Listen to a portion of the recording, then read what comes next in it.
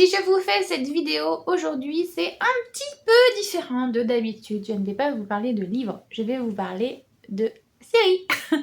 Et oui, parce que je compte faire un peu une rétrospective de tout ce que j'ai vu. Parce que ce que j'ai lu, c'est bien, mais ce que j'ai vu aussi. Et je souhaite en parler avec vous et vous donner mon avis de ce que j'ai lu, que ce soit les séries ou les films.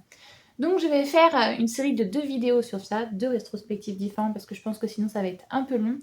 Une sur les séries et les films que j'ai vus plutôt chez moi en fait, avec les plateformes comme Amazon Prime, Disney+, ou Netflix. Et puis une autre vidéo où je vais plus parler par contre là des films que j'ai vus mais au cinéma.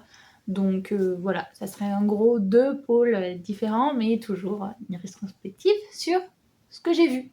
Alors, dans cette vidéo, je vais vous parler du coup de ce que j'ai vu et de ce que j'ai vu chez moi, c'est-à-dire sur les plateformes. Je vais commencer avec la série, la chronique des Bridgerton, que j'ai vue évidemment, comme tout le monde, sur Netflix. J'étais très à la traîne, j'avais vu l'engouement de la saison 1, mais je m'étais dit piano en 2020. Et donc du coup en 2022, je sais plus, j'ai eu quelques jours de congé et je me suis dit allez, lance-toi, vas-y, essaye au moins. Et je dois avouer que j'ai enchaîné quoi, saison 1, saison 2 et, et on était hyper contentes. Mais pas... Enfin, hyper contente, tout ça était relatif. En gros, je vais vous expliquer pourquoi. Parce que, en fait, je peux pas nier que cette série est addictive, que cette série a une hyper bonne bande-son, c'est génial, tu adores ce que tu vois, que les intrigues sont très bien faites, très bien découpées et tout. Mais merde quoi. C'est une romance, donc tu t'attends à ça évidemment. Une romance un petit peu érotique, faut se l'avouer aussi, il y a beaucoup de cucu. Hein. Si tu n'aimes pas ça, ne regarde pas la chronique des Bridgerton, sinon tu vas t'en mordre les doigts.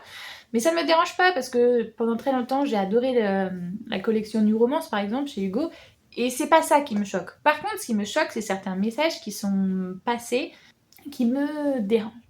On va revenir par exemple sur les personnages. Dans la saison 1, on a le personnage du duc, qui est cool, et il y a le personnage de Daphné, qui pour le coup est beaucoup moins cool. J'avais envie de la tabasser, mais ça c'est autre chose.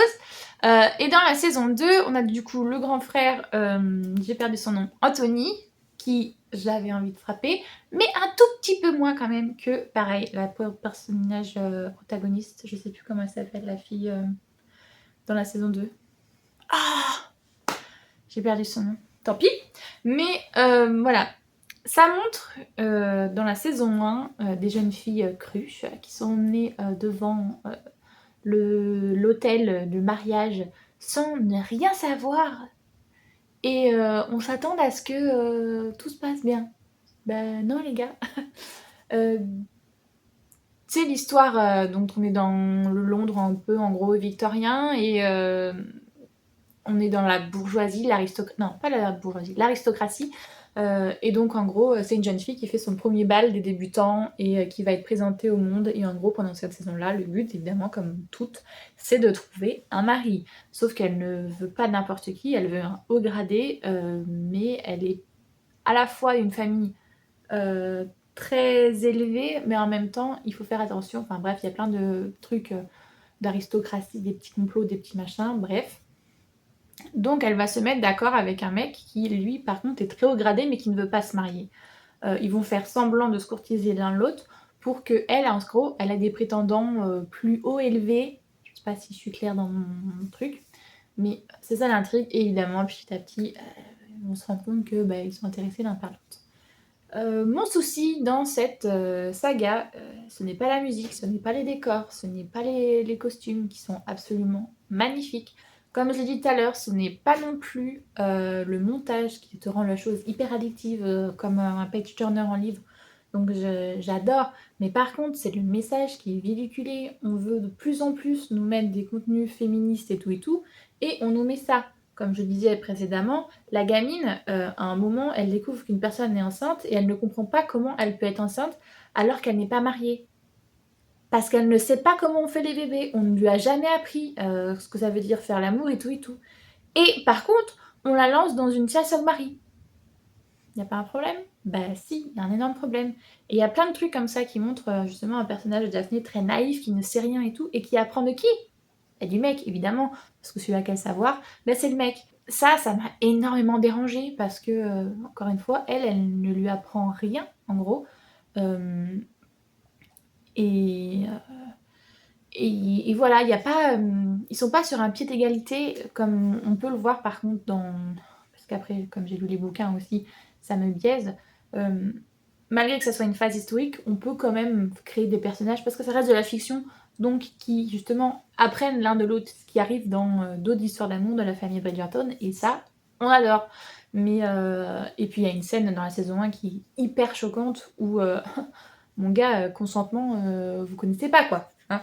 Et pour le coup, cette scène est plutôt bien passée parce que, à l'inverse d'un homme sur une femme, c'est une femme sur un homme.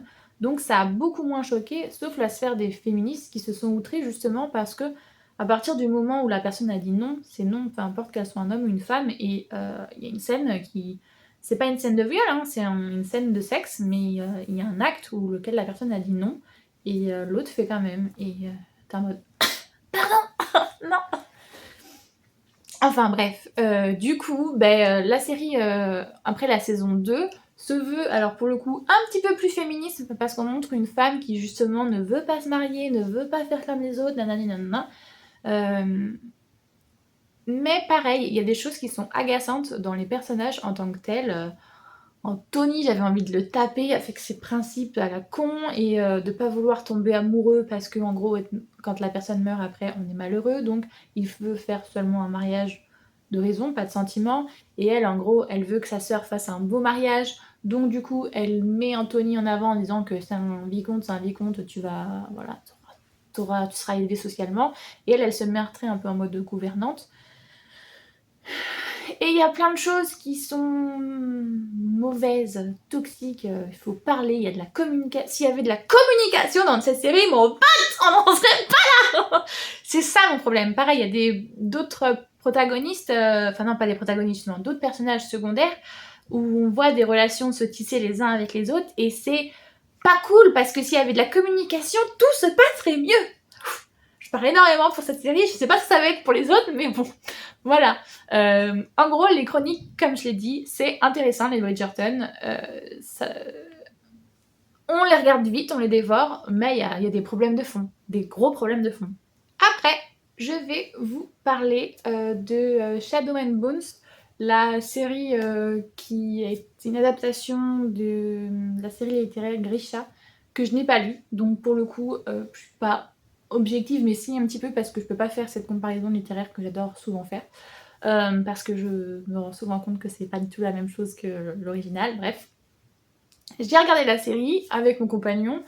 Ça a mis du temps à se mettre en place. C'était assez long. Mais... comment dire, c'était pas une mauvaise série en gros. Je l'ai regardée du coup là il y a un petit moment en faisant la rétrospective de ce que j'avais regardé au moins en 2022. Mais les personnages sont intéressants. On a un personnage protagoniste féminin fort avec un triangle amoureux. Bon, hein, ça on va pas. Hein. C'est des young adultes les gars. Vous vous attendez à quoi? Mais les personnages du coup, les deux hommes, sont intéressants, l'un comme l'autre. J'ai ma préférence, mais bon, on s'en fout. Et je sais pas, les personnages étaient cool. Les effets spéciaux m'ont bien plu aussi. L'univers est très riche et donc très dur à assimiler, à comprendre et tout. Je pense que ça c'est parce que ils ont peut-être pas eu le budget qu'il faut et tout, mais du coup c'était... Je pense que c'est ça qui fait partie de la lourdeur du début, c'est que il faut le temps de comprendre l'univers dans lequel on est, puisque c'est un univers fantasy, et donc les règles ne sont pas les mêmes. Il y a plein de choses à comprendre, l'histoire, la mythologie et tout. Donc voilà, le scénario... prévisible, mais ça va. On va dire que c'est pas non plus un gros blockbuster américain où tu vois les... tu vois les lignes droites s'affiler, quoi. Non, ça va. Le scénario est quand même cool. Il y a des personnages secondaires aussi qui viennent un peu... bouger l'histoire d'un sens ou dans l'autre, donc c'est plutôt cool. J'ai hâte de regarder la saison 2 pour voir comment certaines choses évoluent aussi, parce que très clairement, il y a des enjeux qui sont finis, mais d'autres enjeux qui sont mis en place, donc on veut savoir la suite. Donc scénario, ça va, perso, ça va aussi. Bande son, ça m'a pas transcendé plus que ça. Et puis les messages véhiculés, dans mon souvenir, il n'y a rien de trop choquant. Donc peut-être que si vous voyez des trucs en commentaire, mettez-les. Mais moi, dans mon souvenir, j'ai pas été choquée. Dans les séries où j'étais à la bourre et je me suis remis à la page, il y a la série The Crown sur la monarchie anglaise. Je me suis enfilé les 4 saisons pendant une semaine. Je suis arrivée pile la veille de la sortie de la saison 5 et bim, j'ai enchaîné avec la saison 5 en 2 jours. Bref. Je me suis fait une semaine The Crown, The Crown, The Crown à fond. Donc voilà, en gros, c'est la vie de la reine Elisabeth, de en gros la période de juste avant son mariage. Ensuite, on voit au fil des saisons comment ça se décompose. En gros, ça serait un peu con, mais ça serait à dire par décennies, même si c'est pas exactement ça. Donc du coup, on a toute la saison 1 justement où c'est sur comment elle accède au trône, comment son père a accédé au trône. On revient aussi pas mal en arrière pour comprendre l'univers et toute l'historique familiale. La saison 2, on est justement après où elle commence à avoir des enfants et tout, où la relation aussi avec son mari est plus complexe. Et avec les enfants aussi par moment. La saison 3 où là les enfants sont déjà un petit peu plus grands et pareil on voit d'autres choses se mettre. Je crois que c'est là où Thatcher apparaît, je sais plus, j'ai un doute. Enfin bref, on voit d'autres implications politiques et tout se mettre en place. La saison 4, les enfants sont déjà plus grands. Je sais plus si c'est dans la saison 3 ou dans la saison 4 où ils sont grands aussi, donc du coup ils se marient. On voit les relations, pauvre Charles, ouh voilà. Saison 4, du coup là ils sont grands, ils ont leurs enfants et donc Charles est marié avec Diana et on voit la relation toxique que c'est et tout. Saison 5, divorce, bouleversement médiatique et tout. Enfin bref, c'est une série qui est alors, très lente à se mettre en place, je l'avoue. La saison 1, j'ai beaucoup de mal parce que justement il y a tout ce background qui nous est expliqué comment on en est arrivé là, pourquoi elle déteste un tel, pourquoi ceci ne passe pas, pourquoi on n'a pas le droit de faire ça, enfin bref, il y a beaucoup de choses qui sont mises en place dans la saison 1. Donc en gros la saison 1 c'est une grosse introduction, mais j'avoue qu'à partir de ça, après ça, la saison 2, 3 et vraiment la 4 et la 5, à partir du moment où il y a les Didi, les enjeux sont voilà. Je sais pas comment l'expliquer, mais ouais, c'est meilleur. Parce que peut-être aussi que c'est un peu plus contemporain, que les sujets abordés sont importants. Il y a beaucoup de petites anecdotes aussi qui sont mises à travers certains épisodes, qui sont des anecdotes vraies, et donc du coup c'est hyper cool. Alors on n'est pas dans une musique de ouf, ni dans des effets spéciaux transcendants. Le scénario, je peux pas trop en parler, à part que il a l'air d'être plutôt justement vrai, parce qu'il y a plein d'anecdotes qui nous montrent comment ça s'est passé, il nous montre les vraies photos à la fin dans le générique et tout.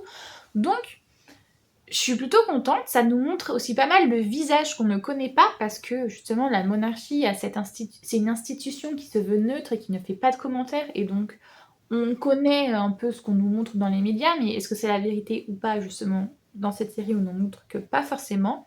Et surtout ça nous montre aussi pas que leurs bonnes facettes justement, ça nous montre beaucoup leurs mauvaises facettes et c'est hyper intéressant de voir cet aspect-là et que ça les rend un peu plus réels, un peu plus humains et de se rendre compte de pas mal de choses. Et moi j'aime énormément. Ma mère est une grosse fan de la monarchie et elle a ce regard hyper biaisé que ce que disent les journaux c'est vrai et tout. Et donc j'adore cette série parce que non, ce qu'on lit dans les journaux c'est pas vrai, bien au contraire, les journaux à scandale ne sont pas la vérité et cette série nous le montre.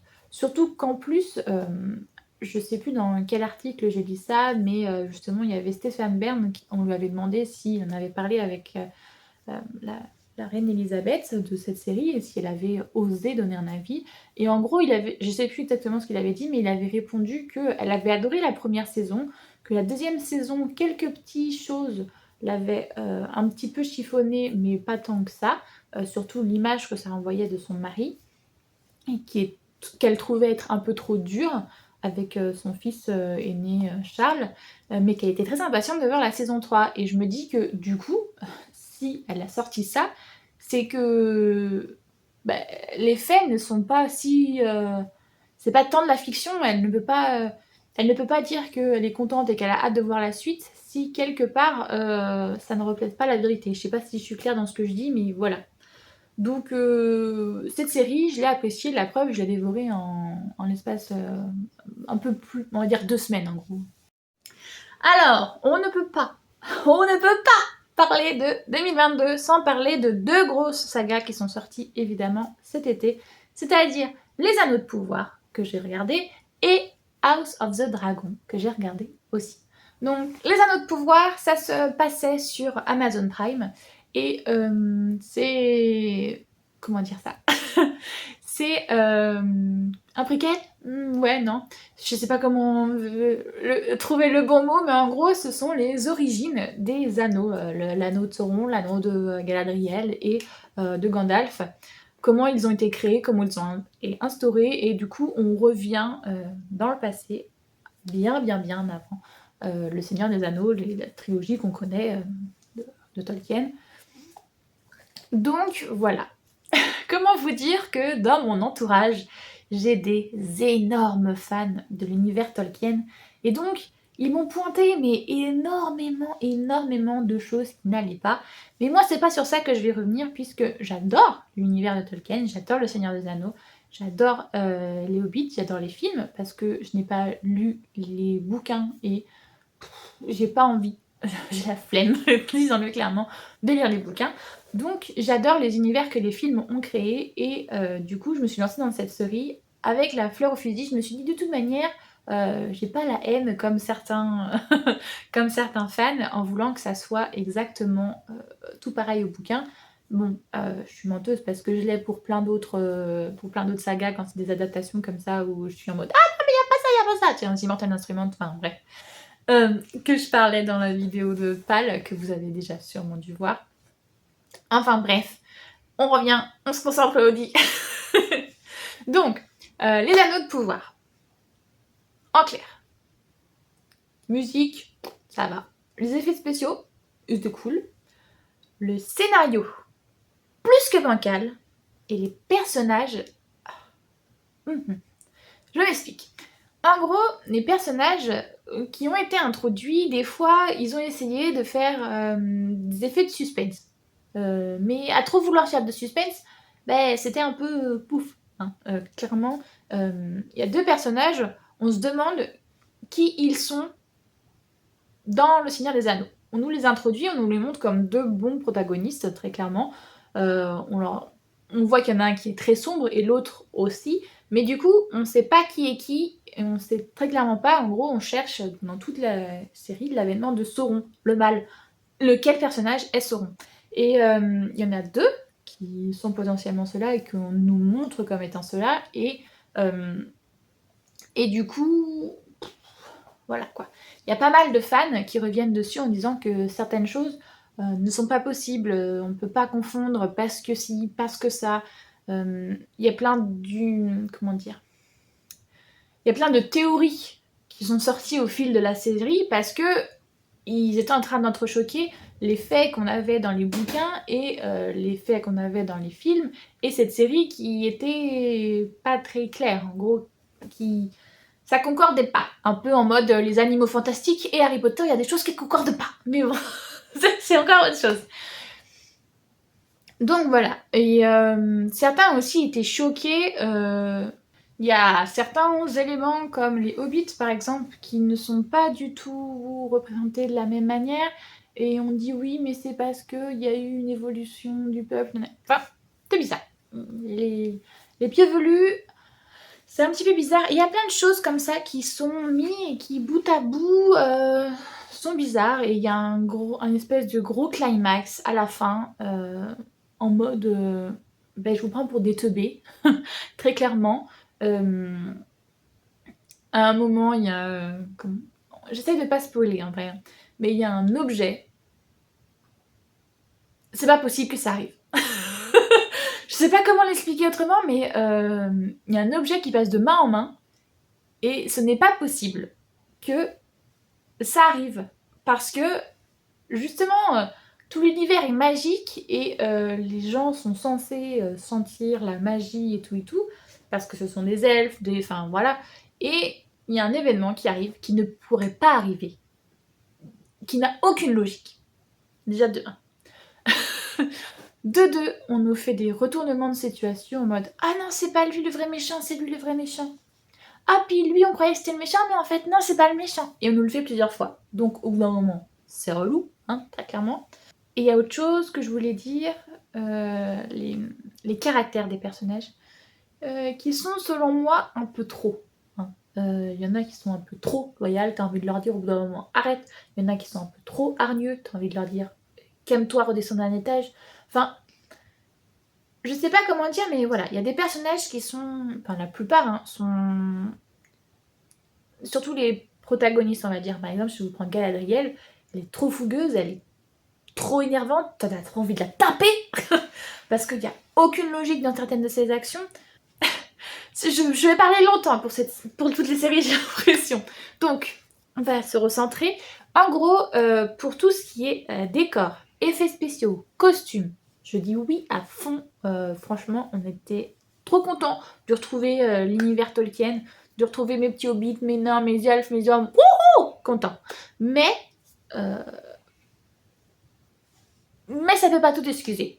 Parce que y a des facilités scénaristiques qui ont été prises énormes. Et il y a des choses qui ne l'ont pas fait, très clairement. J'espère que j'ai été claire parce que je vous fais ça en mode impro. Et donc du coup, je ne sais pas si j'ai traité tous les points. Mais si vous aussi vous souhaitez en parler, n'hésitez pas à en parler avec moi en commentaire. Je serai ravie de vous répondre et d'échanger avec vous sur ce qui vous a plu ou pas dans cette série. Le problème avec certaines de ces séries, c'est que je les ai regardées il y a déjà plusieurs mois, donc mes pensées ne sont pas très... enfin, le message que je veux faire passer n'est pas toujours très clair, donc voilà. Maintenant, je vais vous parler d'une des autres grosses séries que j'ai regardées cet été, du coup, c'est House of the Dragon. Alors pour le coup, les anneaux de pouvoir, c'était mon compagnon qui voulait absolument le voir, même si je voulais très bien beaucoup le voir. Et House of Dragon, c'était l'inverse, c'était moi qui suis à fond Game of Thrones, et lui qui était ouais, on va regarder, pourquoi pas. J'étais à fond. Parce que je suis une grosse fan de la famille Targaryen, et franchement, j'étais trop contente de savoir que ce spin-off allait sortir. Après, j'ai eu quelques désagréments, il faut le dire. Que ce soit au niveau des personnages, la protagoniste, hein, Rhaenyra, qui a été, je trouve, très maltraitée dans cette série. On va le faire plus simple. Les personnages étaient très intéressants, ils avaient beaucoup de relief, il y a des énormes évolutions pendant la saison, donc c'est cool. Par contre, les changements d'acteurs sont hyper mal faits. Alors je sais plus combien, mais tu passes d'épisodes avec une petite fille qui retrace 5 ans de sa vie, on va dire en gros de 13 à 18 ans, et puis enfin je sais pas, je suis pas dans les vrais chiffres, hein, je m'en bats les couilles, mais en gros, et après tu passes à une ado, et puis après tu passes à une adulte, et les transitions sont à couper, mais c'est, je sais pas. Et puis en plus de ça, il y a des personnages qui, alors elle du coup elle évolue, mais les autres personnages, certains évoluent en même temps, d'autres n'évoluent pas en même temps qu'elle, et c'est hyper désagréable. Enfin, t'as envie de le dire, attendez, mais là il y a un problème. Parce que comment ça se fait que elle, on nous change 2 ou 3 fois d'actrice, et que les autres, ça reste les mêmes. L'oncle et le père, ça ne change pas. Ok, je veux bien croire qu'ils sont un petit peu plus vieux au départ et que du coup, ben voilà, ça lui permet de laisser une... Mais alors déjà de base, je suis pas fan de changer les acteurs parce que t'as du mal du coup à te réidentifier, à réaccepter que c'est ce personnage-là avec cette tête-là, nanana. Déjà de base, je suis pas fan. Moi, je pense qu'il aurait mieux fallu faire un autre découpage dans le scénario. Vous nous l'emmenez directement adulte, comme ça on sait que c'est elle, et après vous pouvez nous faire des petits flashbacks pour nous montrer comment elle était plus jeune. Et là, ça, je pense, aurait été moins difficile de l'accepter que de le faire dans l'ordre chronologique. La voir quand elle est toute petite avec cette tête-là, et d'après la voir grande. Je veux bien croire que du coup, ça aurait fait un peu spoiler parce que il y a des événements qui se passent qui emmènent le personnage là où elle est. C'est une évolution assez complexe. Trahison, complot, c'est l'univers de Game of Thrones, les gars, où vous attendiez pas à l'univers des bisounours. Mais du coup, voilà, moi ça m'a chagriné parce que y a plusieurs personnages comme ça qui changent de tête au cours de la série et c'est hyper désagréable pour le spectateur. Enfin, je pense pas que je suis la seule parce que plusieurs personnes ont été d'accord avec moi sur ce sujet.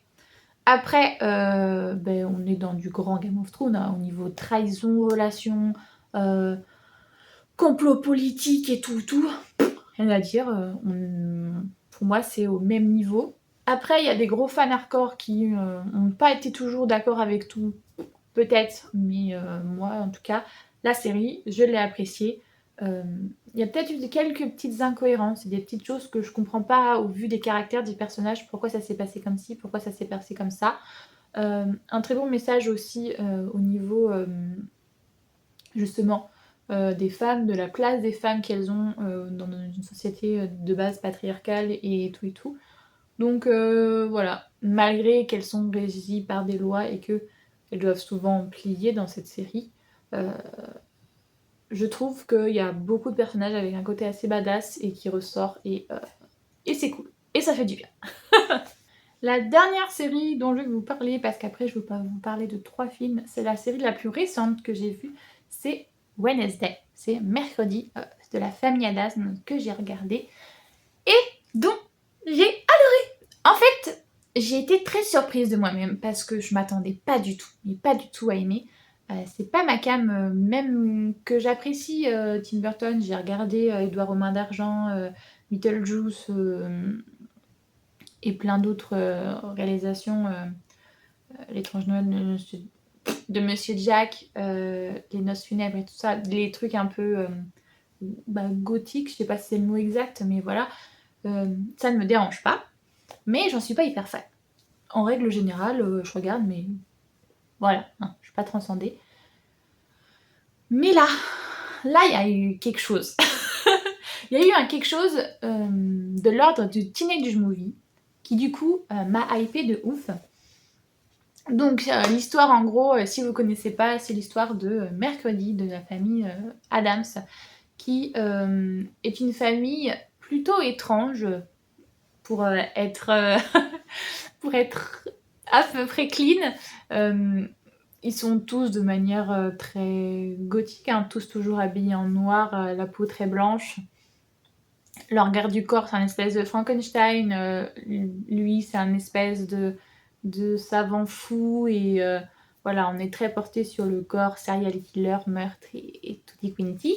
Bref, sauf que quand on commence la série, elle vit dans un monde tout à fait normal, dans un lycée américain, tout ce qu'il y a de plus banal. Et donc, du coup, son petit frère se fait chamarrer par des grands sportifs. Elle va vouloir se venger et balancer des pieds. Bon, c'est dans la BO, donc je vous spoil rien. Hein.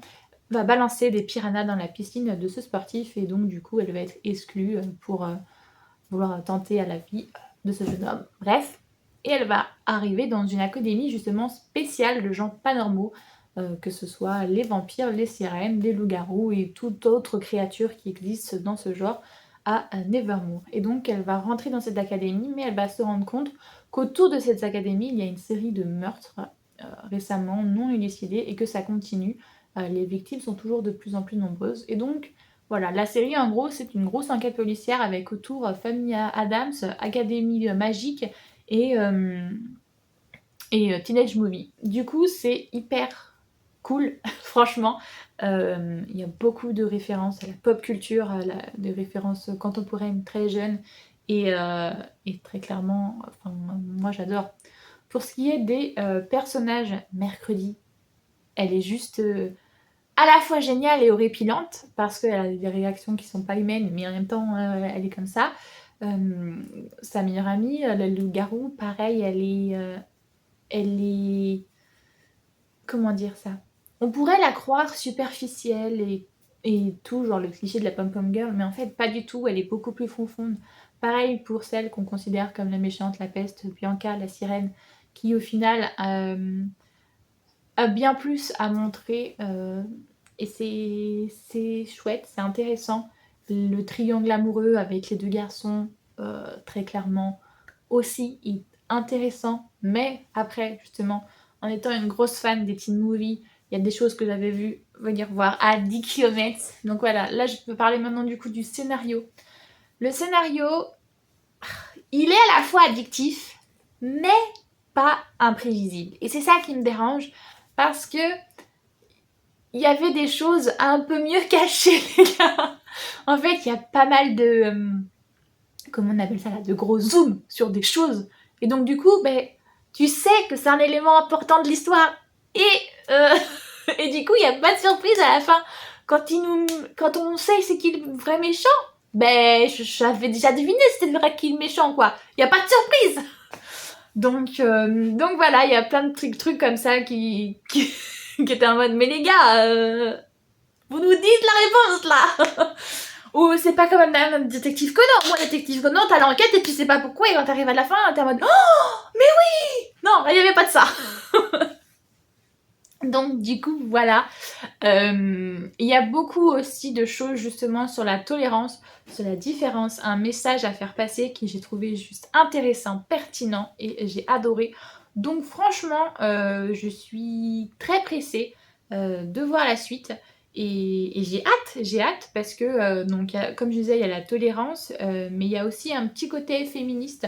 Sans trop en faire des caisses, justement, quand on lui dit que nanani nanana, se marier, avoir des enfants et tout, elle est très clairement, Mercredi ne dit que c'est pas sa priorité, bien au contraire. Et ça fait du bien de pouvoir montrer aussi des personnages dans nos écrans pour qui, en tout cas, ce n'est pas le but suprême de se marier, d'avoir des enfants et tout. La carrière, c'est intéressant. Vouloir faire ses propres choix, c'est intéressant aussi. Mais il y a un petit bémol parce que, enfin, c'est un bémol tout en étant intéressant. Je sais pas comment l'expliquer, mais en gros, Mercredi, c'est la fille sûre d'elle qui a des convictions et qui n'en démordra pas, peu importe que les gens soient contents ou pas. Elle s'en fout, elle est comme elle est et peu importe. Et du coup, les gens l'idolâtrent un petit peu en disant justement waouh, t'es trop géniale toi parce que t'arrives à être en gros une femme forte sans fêlure et tu t'en fous de ce que les gens pensent.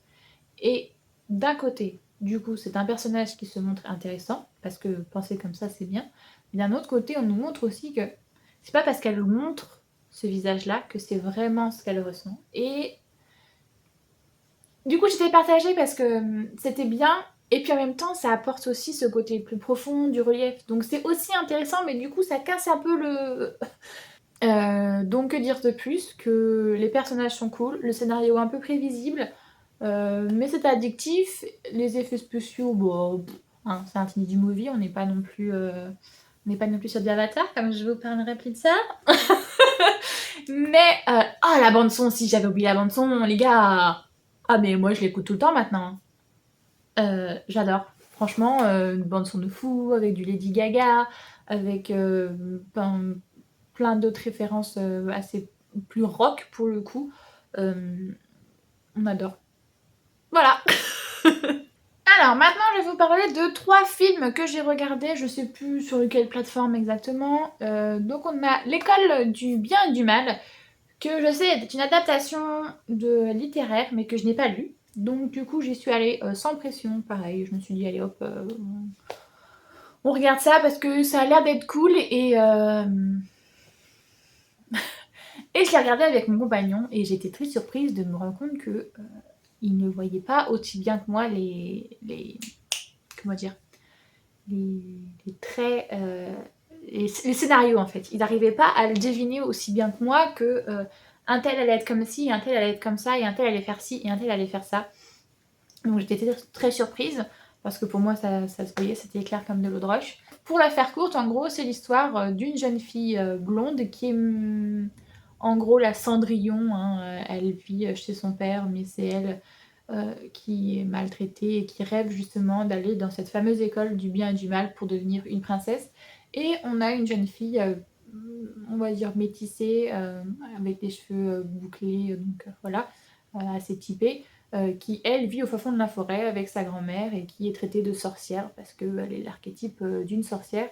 Et ces deux-là sont meilleures amies et vivent dans un petit village au fin fond de la campagne. Euh, Il y en a une qui est très réaliste, très ancrée, celle qui est brune, et la blonde qui est très rêveuse, voilà.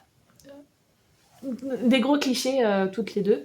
Et jusqu'au jour où il va arriver qu'elles soient toutes les deux envoyées à cette fameuse académie du bien et du mal. Mais tout ne va pas se passer exactement comme prévu, et c'est ça qui est intéressant. J'ai bien aimé l'histoire, on va pas se mentir, hein, j'ai passé un bon moment en regardant le film, mais je l'ai pas trouvé transcendant non plus. Parce que comme je vous ai dit, il y a des choses, des boulevards scénaristiques que j'ai vu arriver très rapidement. Donc du coup, j'ai pas été surprise, mais ça va. Effets spéciaux, on n'est pas pareil, on n'est pas dans du haut gratin, mais ça passait plutôt bien. Bande son, il y en avait. Enfin, j'ai pas souvenir que ça soit une bande son qui m'ait transcendée. Et puis sinon, au niveau du jeu, bah ça allait, mais c'était pas oufissime. Par contre, comment expliquer ça? Il y a eu des choix qui ont été faits et qui m'ont plutôt plu parce que ça changeait d'habitude. Des comment dire? Montrer que justement ce qu'on a l'habitude de voir n'est peut-être pas je sais pas comment expliquer ça. Qu'il ne faut pas croire qu'aux apparences. En gros, quelque chose comme ça. Voilà. Il y a des choses qui on croit que c'est tout beau et en fait non, c'est pourri. Et des choses que c'est pourri et en fait non, c'est tout beau. Voilà. En gros, c'est ça, ne pas croire aux apparences, les choses peuvent être trompeuses. Et ça serait ça, je pense, la phrase référence de ce film. Et apparemment, il va y avoir des suites, donc je suis assez pressée de voir ce que ça peut donner. Pour moi, il y a une énorme référence à, je ne sais pas si vous avez vu la série Sabrina, mais à un moment, il y a un personnage qui fait un total look, qui se relook totalement parce qu'elle n'est pas contente de sa vie et tout, et qui se transforme comme ça en... d'un coup, elle est devenue comme la série là, Sabrina l'apprentie sorcière. Et j'étais en mode, dis donc, qu'est-ce qui se passe? J'ai changé de série sans le savoir. Mais donc voilà, c'est intéressant. Il y a des messages aussi qui sont passés où il faut faire attention à ce qu'on dit, à ce qu'on fait. La vertu, qu'est-ce que c'est? Est-ce que c'est être comme si ou plutôt avoir ceci? Voilà, entre le avoir et l'être aussi qui est très intéressant. Il y a pas mal de messages que j'ai bien aimés. On va partir sur totalement autre chose, peut-être plus un peu dessin animé. On va partir sur le film Alerte Rouge, que j'ai adoré. Alors, Alerte Rouge, c'est l'histoire d'une jeune femme de la communauté, alors je sais plus exactement, donc on va dire asiatique, je sais plus si c'est coréenne, japonaise, chinoise, donc on va dire que c'est la communauté asiatique, et qui habite aux États-Unis, et du coup qui est partagée justement entre sa famille qui est très traditionnelle asiatique, qui a un temple chez elle, qui font des visites, nanani nanana, et un côté, elle vit aux États-Unis. Alors, je ne sais plus si elle est née exactement aux États-Unis, mais du coup, la culture américaine est aussi la sienne. Et elle est partagée entre ces deux choses. Donc, c'est très intéressant et juste génial. Parce que cette jeune fille va absolument aller voir un boys band dont elle est fan, mais over fan, alors que c'est la... Comment dire?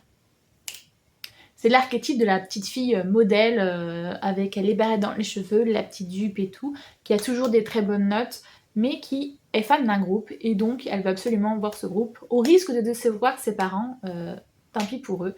Elle a une clique de copines qui sont aussi géniales les unes que les autres et il y a énormément de choses intéressantes qui sont traitées dans ce dessin animé. Ça fait un moment que je l'ai vu cet été, donc je l'ai même pas vu l'été, j'ai dû le voir avant l'été, puisque je l'avais vu avant d'aller à Disney, et Disney je suis allée en juin. Donc ouais, non, c'était même au printemps. Donc c'était il y a un moment, presque un an, wouhou. La relation mère-fille, qui est très bien traitée, très intéressante, de montrer comment ça peut être conflictuel et pourquoi ça peut être conflictuel. Les non-dits entre les différentes générations sont très intéressants. Tout ce qui a trait à l'adolescence, aux règles, à la relation avec les copines, avec les amoureux, avec justement les parents, les grands-parents, c'est génial, il n'y a rien à dire. Moi j'ai adoré, je m'y suis totalement identifiée. Il y a des petits moments humoristiques aussi hyper drôles. Par exemple, quand la mère se rend compte qu'il faut acheter des tampons à sa fille, tampons, serviettes, nanani nanana, elle lui ramène toute la panoplie en mode: «Tu es une femme maintenant, tiens, prends ci, prends ça, prends ça, prends ça». Enfin, il y a beaucoup de sujets qui sont très bien traités. Comme j'ai dit, les relations entre les parents, les relations avec les amis, l'identité, la culture, hem et du coup, enfin, moi j'ai adoré, hein. Alors là, pour le coup, pour la bande son, génial. Effets spéciaux, bah, c'est un dessin animé, donc voilà. Hem et les messages, ils sont géniaux. Moi, franchement, si je devais faire un top des films que j'ai regardés cette année, je pense qu'il serait, oui, dans le top 5, minimum, si ce n'est pas dans le top 3.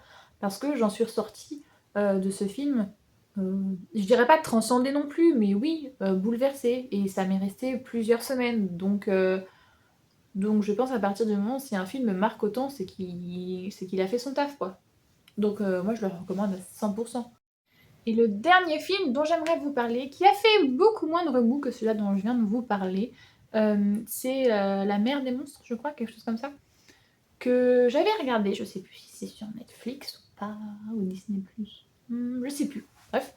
Donc c'est l'histoire, en gros, de notre monde, ou pas, mais une époque historique un petit peu antérieure. En gros, les pirates ont pour boulot de tuer les monstres marins, parce que les monstres marins empêchent les navires de faire commerce, ou je sais plus exactement c'est quoi l'histoire, mais on suit une jeune fille qui était dans un orphelinat parce que elle est orpheline de 2 anciens chasseurs, et du coup elle veut devenir chasseuse elle aussi à son tour pour tuer les vilains monstres qui empêchent les humains de vivre normalement.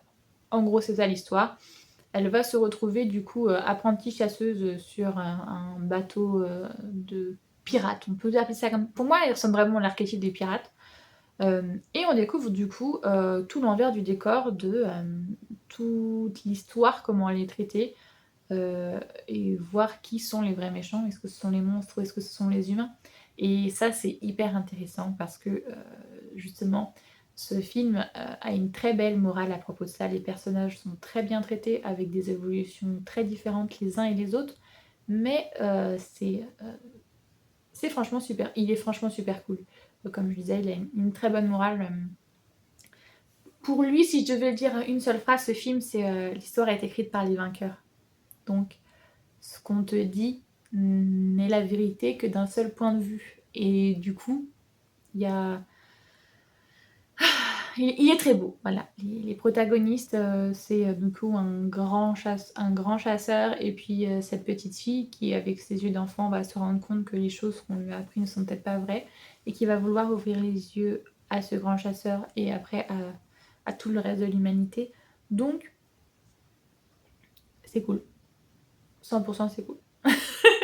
Je le conseille aussi vivement pour regarder les grands et les petits. C'est un film parfait. J'espère que cette vidéo vous a plu. Elle n'est pas tout à fait comme les autres, mais bon, ça fait du bien aussi un peu des fois de changer de format.